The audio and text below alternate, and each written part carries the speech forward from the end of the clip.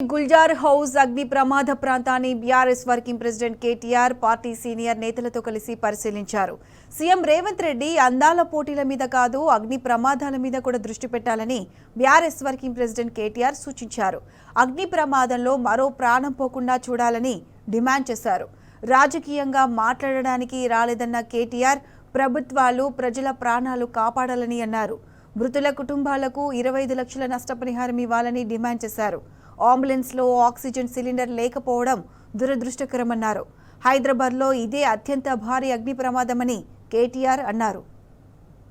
హైదరాబాద్ మహానగరానికే నిషాన్ అట్లాంటి చార్మినార్ దగ్గర గుల్జార్ హౌస్ అంటే తెలువని తెలంగాణ బిడ్డ ఉండడు, తెలువని వాళ్ళు హైదరాబాద్ సికింద్రాబాద్ లెవెల్ ఉన్నారు. ఇక్కడ 120 సంవత్సరాల పైచిల్కు టైం నుంచి ఇక్కడ ఉన్నారు. అగర్వాల్ గారి కుటుంబం మొత్తం ఇక్కడ ఉంటా ఉంది. నిన్న జరిగిన దుర్ఘటన హైదరాబాద్ చరిత్రలోనే అతిపెద్ద దుర్ఘటన.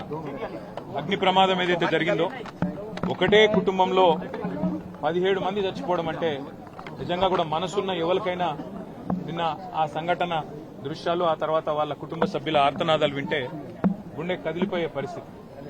బాధాకరం ఏంటంటే ఇక్కడికి వచ్చిన తర్వాత కుటుంబ సభ్యులు అగర్వాల్ సమాజం యొక్క వాళ్ళ కుటుంబం యొక్క సభ్యులతో మాట్లాడుతుంటే 2.5 పాపను నిన్న అక్కడ సమాధి చేసి వచ్చినాం. అంతకంటే మాకు ఈ జీవితంలో ఇంతకంటే దౌర్భాగ్యమైన రోజు ఇంకోటి ఉండదు. మేము ఎందుకు బతుకున్నామా అనే బాధ అవుతుంది సార్. మేము ఎవరిని నిందిస్తలేము, ఎవరిని ఏమంటలేము. కానీ ఇక్కడ అగ్ని ప్రమాదం జరిగిందని చెప్పంగానే ఏ ఫైర్ బ్రిగేడ్ అయితే వచ్చిందో అది నీళ్లు లేకుండా అరకొరగా వస్తే లాభమైంది, వసతులు లేకుండా వస్తే లాభమైంది. వచ్చిన ఆ ఫైర్ సర్వీస్ వాళ్ళు కూడా మాకు మాస్క్ లేదు కాబట్టి లోపలికి పోలేకపోతున్నామంటే ఇంతకంటే అన్యాయం ఉంటుందా? అట్లే వచ్చిన అంబులెన్స్ లో కూడా మాస్కులు పెట్టకపోతే, ఎందుకంటే ఎప్పుడైనా అగ్ని ప్రమాదంలో ఆ పొగతోని ఊపిరాడదు, ఆ ఊపిరాడకనే ఊపిరి పోతుంది, ప్రాణాలు పోతాయి.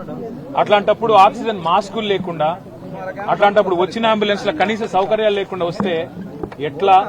ఆ సౌకర్యాలు ఆ ఫైర్ ఇంజన్ లా అంబులెన్స్ లో ఉంటే కొన్ని ప్రాణాలు బతుకుతుండే, కొంతమంది అన్న మా వాళ్ళు బతుకుతుండే అనే బాధ. ఇలా రాజకీయం లేదు, ఎవరిని తిట్టేది లేదు. కానీ ఒకటి మాత్రం వాస్తవం, ఇంత లాపర్వా ఉంటే మాత్రం ప్రజల ప్రాణాలు మల్లబోయే ప్రమాదం ఉంది. వాళ్ళు ఎంత గొప్ప వాళ్ళంటే ఒకటే కుటుంబంలో 17 మంది చచ్చిపోయినాక కూడా వాళ్ళు అంటున్న మాట ఏంది ఇక్కడికి వచ్చినాకంటే ఎవరిని తిడతలేరు, వాళ్ళు రాజకీయం చేస్తలేరు, ఎవరిని ఫలానా వాళ్ళు మంచోళ్ళు కాదు చెడ్డోళ్ళు అంటలేరు. మాకు ఇక్కడుండే హిందువులు సాయం చేసిండ్రు, ఇక్కడుండే ముస్లింలు సాయం చేసిండ్రు, అందరు వచ్చిండ్రు, అందరు సహాయపడ్డారు, అందరు కాపాడిండ్రు. కానీ మాకు జరిగింది ఇంకొకరికి జరగద్దు. కనీసం ఇప్పుడన్నా ప్రభుత్వం మేల్కొనాలే, ఇప్పుడన్నా ముందుకొచ్చి ఈ రాష్ట్రంలో ఈ నగరంలో మళ్ళొక్క ప్రాణం ఫైర్ యాక్సిడెంట్ లో పోకుండా కాపాడండి సార్. మాకు అంతకంటే ఏమొద్దు. దయచేసి మీరు వచ్చిండ్రు సంతోషంగా, భవిష్యత్తులో ఇట్లా కాకుండా చూసుకోండి అని ఒకటే ఒక్క మాట వాళ్ళు చెప్తున్నారు. నేను ప్రభుత్వాన్ని కూడా అడిగేది ఒకటే, మీరు దయచేసి రాజకీయాలు నడుస్తూనే ఉంటాయి, తిట్టుకునుడు, మనం అసెంబ్లీలో తూకిత్తా అంటే మైకిత్తా రోజులో నడుస్తూనే ఉంటది. మేము దాని గురించి రాలే. కానీ ఇప్పుడన్నా ఎండాకాలం వచ్చిందంటే మున్సిపల్ మంత్రి గాని, మున్సిపల్ అధికారులు గాని, పోలీసు వాళ్ళు గాని, ఫైర్ ఇంజిన్ వాళ్ళు గాని ఓ రివ్యూ పెట్టుకోవాలి, సమీక్ష చేయాలి, ఎక్కడ ప్రమాదం జరిగితే. ఎందుకంటే ఇది densely populated area. Old city అంటే ముఖ్యంగా చార్మినార్ అంటే ఎక్స్ట్రీమ్లీ డెన్స్లీ పాపులేటెడ్ ఏరియా.